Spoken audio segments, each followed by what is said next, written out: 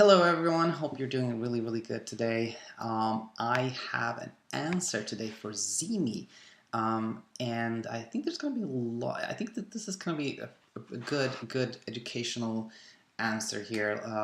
And if you want some background, you can actually check the most recent upload, which is Insomnia Insight number 188 from yesterday, or if you're on a podcast, just episode 188. That said, let's jump right into this email. Hi Diane, sorry for the long email, and please feel absolutely no rush to read or respond. I'm just so excited to share. Smiley. Thanks for the video response, and your answer completely made sense. This week was actually been quite the yo-yo. On Sunday and Monday night, I was able to sleep 4 hours each before waking up, unable to return to sleep. Then Tuesday night, despite the same bedtime, which is when I thought I was feeling sleepy at 11:30 p.m., I only got 2 hours. Then Wednesday night, same thing, but only 1.5 hours before waking up, unable to get back to sleep. It was so strange to me because I literally did the same thing every night. Pushed myself to stay up until at least 11:30 p.m.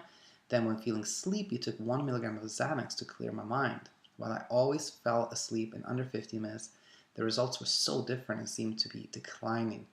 Additionally, my stomach has been in knots for 2 days, constantly grumbling, even after I eat, a dull pain, etc., which is, I think, due to anxiety, not diet, because my diet is pretty stable and healthy. So Wednesday and last night, I took 0.125 milligrams of Xanax late in the evening to try to calm down my stomach ache, because stomach products haven't worked, because there's actually nothing wrong with my stomach, just my nerves, ironically. Last night, it was really bad, so I ended up awake past 11:30, not feeling well. Then around 12:30 a.m., I was completely exhausted and super drowsy. So I got into bed, took my 1 milligram of Xanax, and passed out. I fully expected to be up by 2 to 2:30 a.m. based on the night before. But then this morning, I wake up and the sun is out. This hasn't happened all week.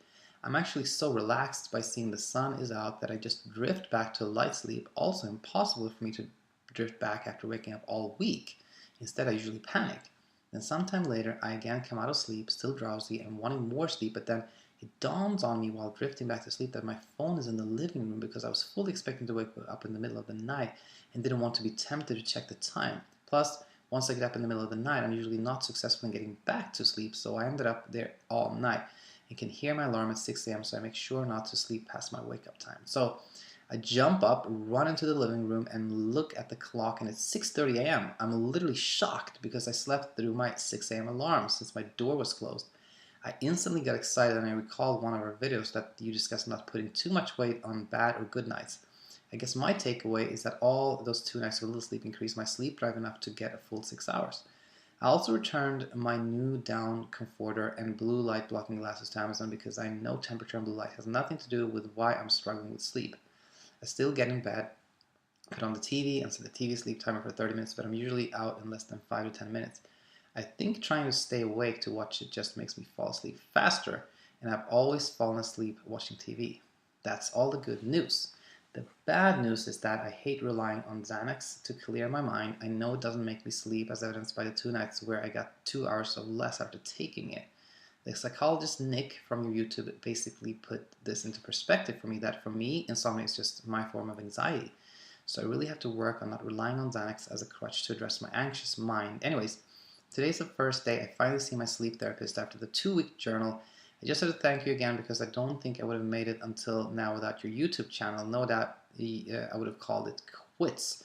Found a doctor willing to prescribe Ambien, and despite my fear of sleepwalking, sleep driving, etc., just caved. I don't know why you're offering these videos and email responses for free, because honestly it's invaluable. But I'm so grateful that you are. Hope you have an awesome day. First of all, I was super happy to read those last lines, and um, and by the way, let me share that. Like I do this because I really enjoy talking to people and helping people, and my selfish ambition here is that, well, I'm learning so much that's one thing, and then I do have like this channel is always going to be like, I'm not going to monetize anything here. I'm not going to ever ask anybody to pay any money or anything like that. But I have my other project, which is creating an app, and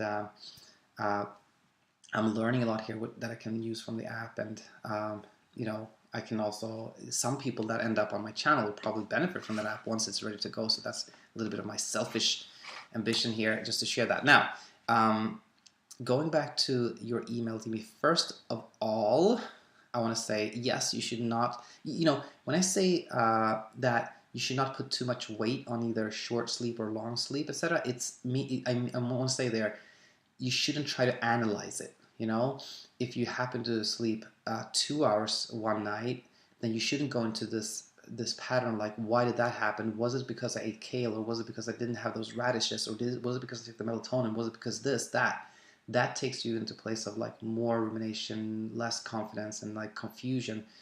But and it's the same thing, by the way. If you slept 8 hours, you should also not be like trying to analyze why that happened, because that also gives your trouble sleeping more attention, which it loves, and it should not get that attention. But that said, when something good happens, you should celebrate. Like, you should be like, oh, I can sleep 6 hours. That's great, and like this may be a good sign. And I think this is great. And basically, like, these are kind of affirmations. Like, when you start thinking and saying and voicing that you can sleep, it boosts your confidence, and you start believing. So I think you should do that, definitely. Now,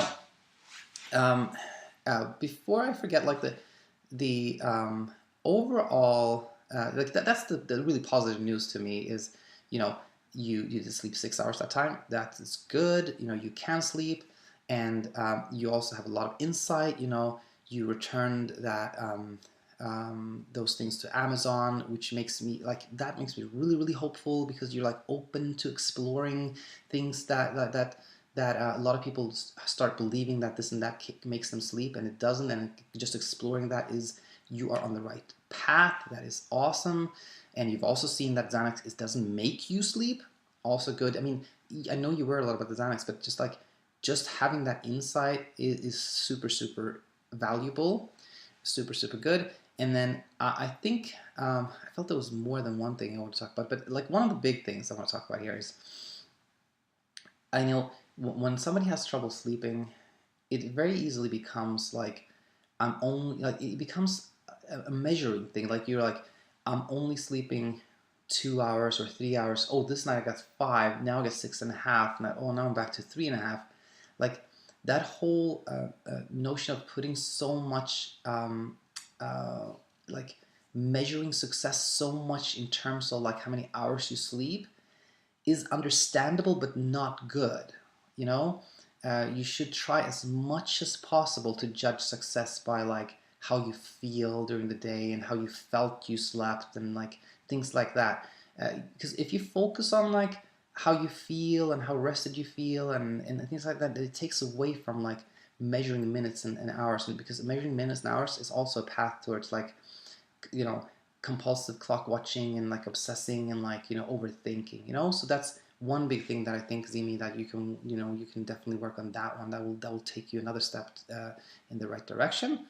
And I think you're totally on it when it comes to like, the dull pain is not actually stomach issues, probably more anxiety. Yep, you have, as always, insight is the first step. Like, when you start understanding what's going on, that is the first step towards like, being able to address it in a meaningful way. And I felt like there was one more thing that I really wanted to talk about. Oh, yeah. Now I know. Of course. This was like actually one of the most important things I felt. Okay, so like what you described here was like, this week has been like a yo-yo. I was like, that is exactly like what the first 1 or 2 weeks typically is for everyone.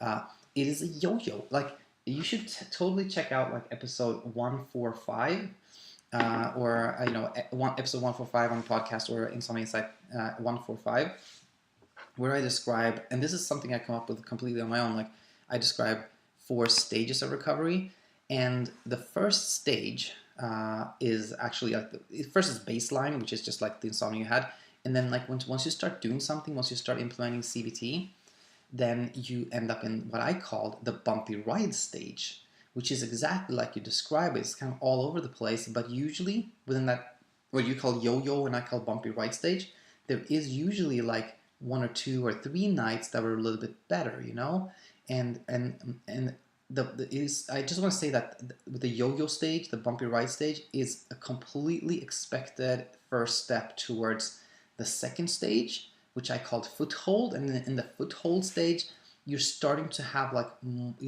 the better nights are starting to outnumber the poor nights, and you're starting to explore beliefs, which you're doing. So you're kind of almost in that foothold stage. You're exploring beliefs, you're getting rid of sleep efforts, you're trying less to sleep. And the most important thing here is that if you keep going and you get past the yo-yo stage, or what I call the bumpy ride stage, and you get into that foothold stage, after that, there's typically no turning back, Like, you still have setbacks, you'll still question things, you'll still be a little bit, but if you just keep going, if you reach that foothold stage and you keep going, like, you're gonna do well. You are gonna do well. So, Zimi, I know you're seeing your sleep therapist today, and I hope it's a good encounter. I hope you get great support, and I'm always here, of course, as well to answer any questions. And I hope you have an awesome weekend. Bye bye.